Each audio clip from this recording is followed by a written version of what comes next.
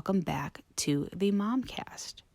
For tonight's installment, we are diving back into something that we were going to do on the YouTube channel, but we want to get back into the story time that you guys had suggested way back when in December. We're finally going to do it. We are going to do How to Hang a Witch by Adriana Mather.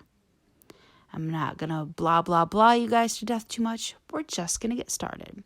So here it is, How to Hang a Witch by Adriana Mather. Chapter 1, Too Confident. Like most fast-talking, opinionated New Yorkers, I have an affinity for sarcasm.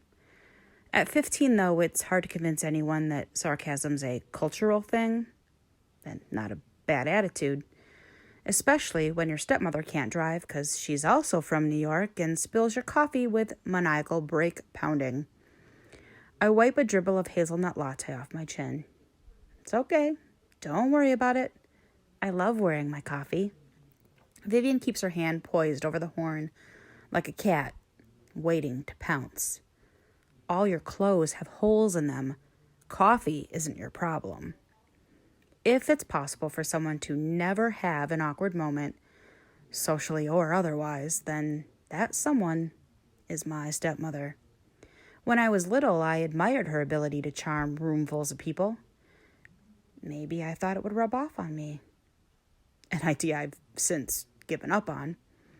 She's perfectly put together in a way I'll never be. And my vegan leather jacket and torn black jeans drive her crazy. So now, I just take joy in wearing them to her dinner parties. You gotta have something, right? My problem is, I don't know when I'll see my dad, I say, staring out at the well-worn New England homes with their widow's walks and dark shutters. Vivian's lips tighten. We've been through this 100 times. They'll transfer him to Mass General sometime this week, which is still an hour from Salem. This is the sentence I've repeated since I found out 3 weeks ago that we had to sell our New York apartment. The apartment I've spent my entire life in. Would you rather live in New York and not be able to pay your father's medical bills? We have no idea how long it'll be in a coma. 3 months, 21 days, and 10 hours. That's how long it's already been. We pass a row of witch-themed shops with dried herbs and brooms filling their windows. They really love their witches here, I say, ignoring Vivian's last question. This is one of the most important historical towns in America. Your relatives played a major role in that history. My relatives hanged witches in the 1600s. Not exactly something to be proud of. But, in truth, I'm super curious about this place with its cobblestone alleys and eerie black houses. We pass a police car with a witch logo on the side. As a kid, I tried every tactic to get my dad to take me here, but he wouldn't hear of it. He'd say that nothing good ever happens in Salem, and the conversation would end. There's no pushing my dad. A bus with a ghost tour ad pulls in front of us. Vivian jerks to a stop and then tailgates. She nods at the ad. There's a nice provincial job for you. I crack a smile. I don't believe in ghosts. We make a right onto Blackbird Lane, the street on the return address of the cards my grandmother sent me as a child. Well, you're the only one in Salem who feels that way. I don't doubt she's right. For the first time during this roller coaster of a car ride, my stomach drops in a good way. Number 1131 Blackbird Lane, the house my dad grew up in, the house he met my mother in. It's a massive 2-story white building with black shutters and columned doorways. The many peaks of the roof are covered with dark wooden shingles, weathered from the salty air. A wrought iron fence with pointed spires surrounds the perfectly manicured lawn. Just the right size, Vivian says, eyeing our new home. The red brick driveway is uneven with age and pushed up tree roots. Vivian's silver sports car jostles us as we make our way down the black arched gate and roll to a stop. 10 people could live here and never see each other, I reply. Like I said, just the right size. I pull my hair into a messy ball on top of my head and grab a heavy duffel bag at my feet. Vivian's already out of the car, and her heels click away against the brick. She makes her way toward a side door with an elaborate overhang. I take a deep breath and open my car door. Before I get a good look at our new home, a neighbor comes out of her blue-on-blue house and waves enthusiastically. "Hello! Well, hello there," she says, with a smile bigger than I've ever seen on a stranger as she crosses a path of grass to get to our driveway. She has rosy cheeks and a frilly white apron. She could have stepped out of a housekeeping magazine from the 1950s. "Samantha," she says and beams. She holds my chin to inspect my face. "Charlie's daughter." I've never heard anyone call my dad by a nickname. Sam. Everyone calls me Sam." "Nonsense, that's a boy's name. Now, aren't you pretty? Too skinny, though."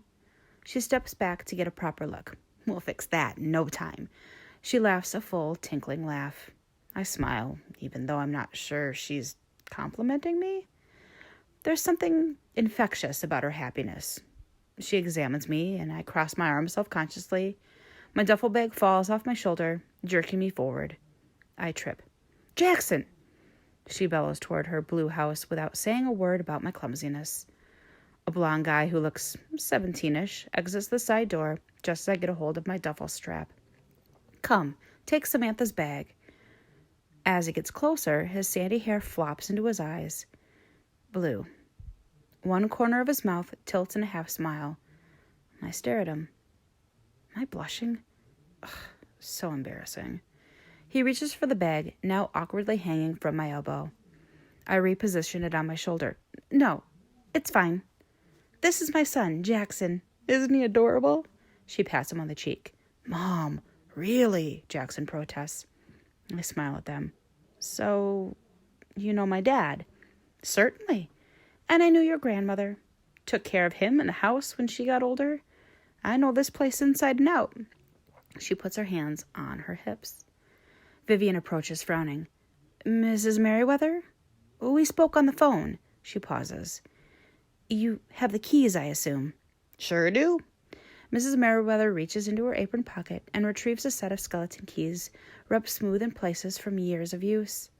She glances at her watch. "I've got chocolate croissants coming out of the oven any minute now. Jackson will give you a tour of—" "No, that's all right. We can show ourselves around." There's a finality in Vivian's response. Vivian doesn't trust overly friendly people. We had a doorman once who used to bring me treats.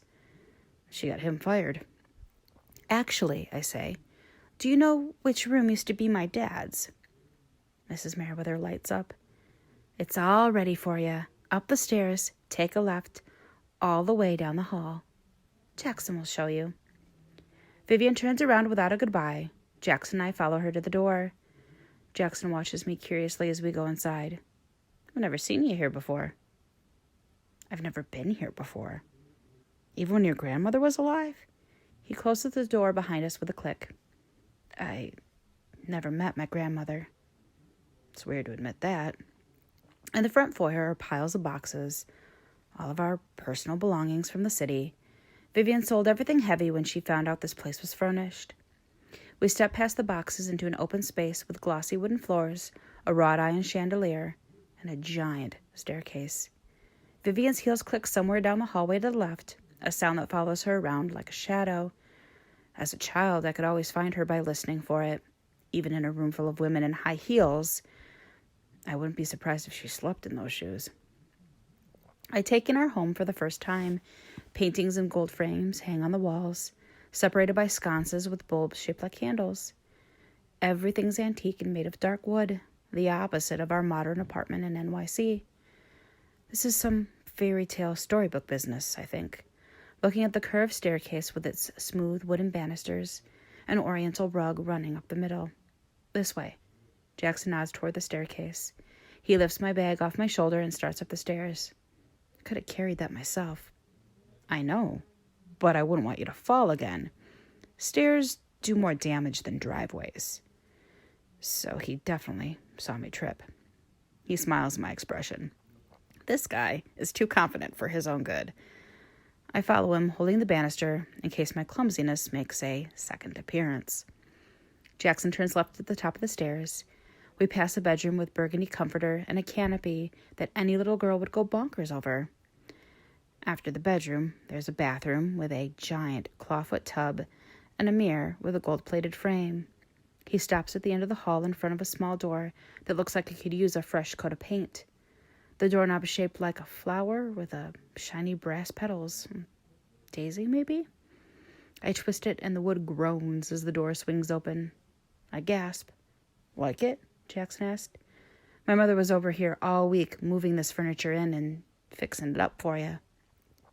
To my right is a dark wooden bed whose four posts are carved with flowers, a matching flower-carved vanity with a marble top, and a delicate nightstand with an old lamp made of yellow glass. Directly in front of me is an armoire. I love armoires. Next to my bed is a small white rug for cold mornings. And overlooking the front lawn is a window seat with white lace curtains. It's a real dump, I say. Jackson laughs, and an approving smile crosses his face. I run my hand along the ivory lace bedspread and down comforter. My black duffel bag looks unsophisticated in comparison with these antiques balanced on sloping wooden floors. Unsure what to say next, I pull my lip gloss from my pocket and pop off the cap. This is the longest conversation I've had with somebody my own age in years. Jackson lifts my bag off his shoulder. Where do you want this? I'll take it. I reach out to grab the strap, but I misjudge his movement. Instead of smoothly lifting the bag out of his grip, as I intended, I smear my open lip gloss on his hand. He stops and smiles. Pink's not really my color. Sorry, I say quickly. I don't usually attack people with my lip gloss. As though some people use lip gloss as a weapon? What am I even saying right now? All I can think to do is wipe it off with my hand, which I do awkwardly. More of a swat than a wipe, really. His grin widens. He puts my duffel bag down and grabs a tissue from my vanity. Jackson lifts my hand with a strawberry-flavored smear on it. He turns my palm up and lightly runs a tissue over it. My heart gallops. I don't even like blondes. It's not gonna break, I say. My hand, it's not gonna break. I'd rather not take any chances. His confidence is starting to frustrate me. He's hogging it all and should really leave some for the rest of the planet. He looks from my hand to my face. Who knows what you'll attack me with next? I take my hand back. What? Oh, yeah. I won't touch you. Shit, really? He nods, barely containing a laugh. See you in school tomorrow. Don't laugh at me. You probably never had an awkward moment in your life with all your floppy blonde hair and tan skin, so shut it. He disappears down the hall, lit by small lamps, and for the first time since my dad got sick, I actually feel like myself. So there it is, guys. Chapter 1 of How to Hang a Witch.